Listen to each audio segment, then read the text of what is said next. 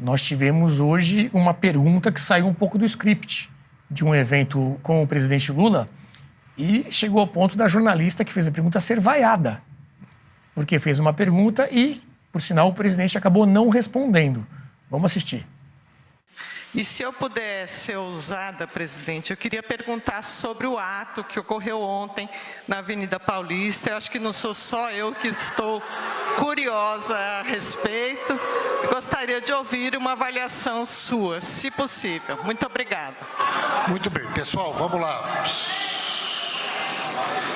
Ministra...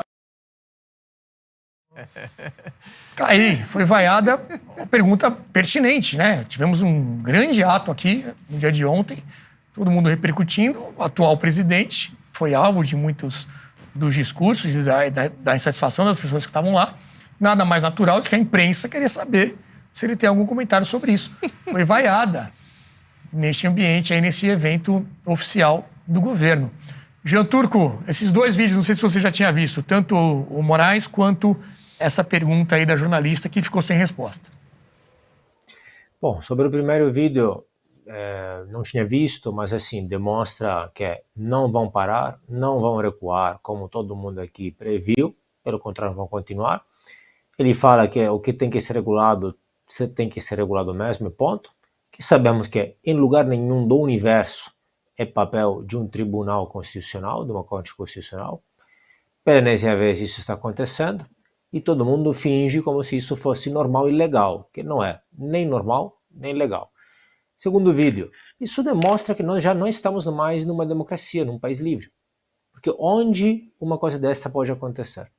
Num país que não é um país livre. Porque num país livre, qualquer um, todo mundo, ainda mais a mídia, pode e costuma fazer perguntas, inclusive muito piores que essas.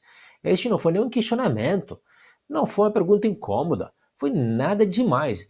Você falou pertinente, eu diria mais. Foi super normal, de boa, não tem nenhum problema.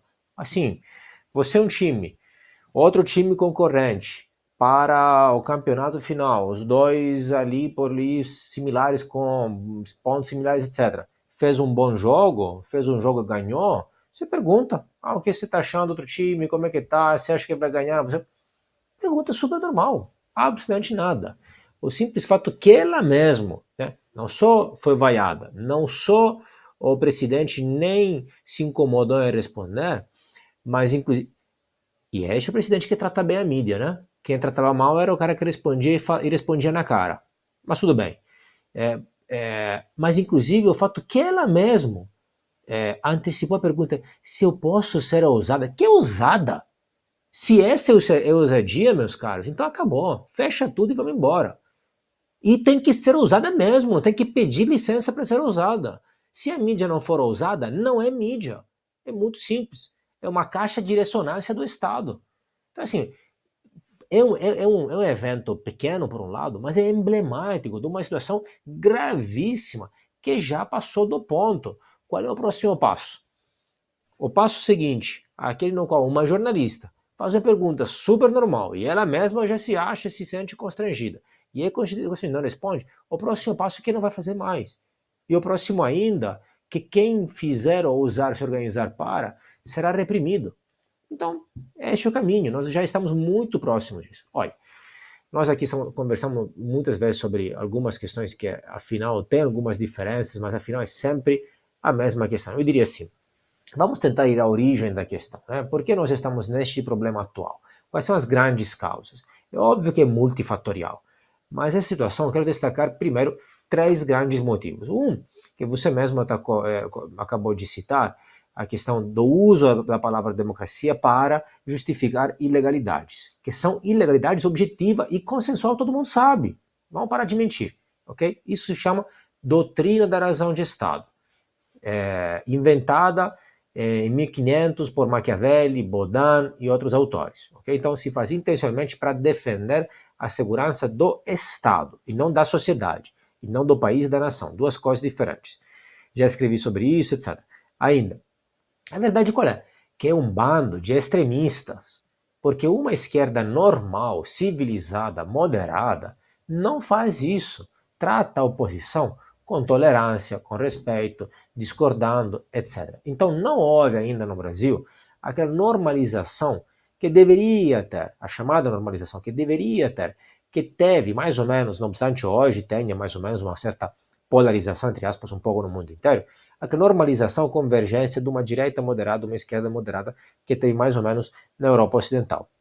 Aqui não teve. Aqui nós temos uma esquerda que é composta por extremistas, marxistas, leninistas, trotskistas, stalinistas e ex-guerrilheiros 50 tons de vermelho. É isso que é. E eles fizeram uma lavagem cerebral, assim, a rodo no país. Você vê um fenômeno típico dos sistemas autoritários, que é o quê? A politização precoce. Quantas crianças de 14, 16 ou até menos anos que você vê por aí, politizadas, extremistas, com posições fortíssimas, crenças super radicadas, certezas 100% fortíssimas, etc., com posições extremistas. Isso não é normal. Essa aqui, gente, não é uma esquerda normal, repito infinitamente. Não, nós não. Por quê? Porque não tem como dialogar com quem não quer diálogo. Essa turma não vai dialogar nunca. Um dia tudo isso vai parar. Um dia vai ser corrigido alguns destes abusos, mas vai voltar.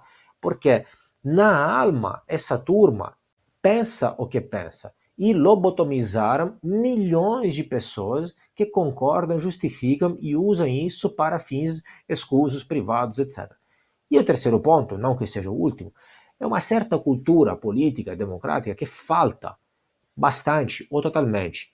Ou seja, o país teve a redemocratização, de fato, mas ainda a cultura democrática é ainda muito incipiente. E é normal isso. Num país que teve uma democratização muito recente, isso é normal. E cultura política democrática que significa uma série de coisas, mas significa essencialmente a tolerância com o outro, do outro, a tolerância com a oposição.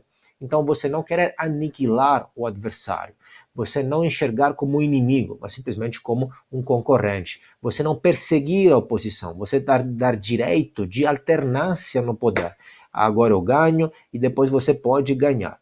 Por quê? Porque há uma certa cultura, não sei quantificar de quantas pessoas, uma certa cultura política, autoritária mesmo, que enxerga dessa forma. Eu tomo posse do poder e uso para os fins privados do meu grupo político, do meu bando, da minha tribo, do meu partido, do meu líder com poder carismático, etc. E uso para me enraizar no poder e oprimir a oposição, aniquilar a oposição. É um ódio total, ódio no coração do qual estava falando antes o senador, que quer destruir a oposição. Isso é exatamente tudo que tem contra qualquer país livre, país democrático. Isso é autoritarismo na veia, autoritarismo na cabeça, cultura política autoritária.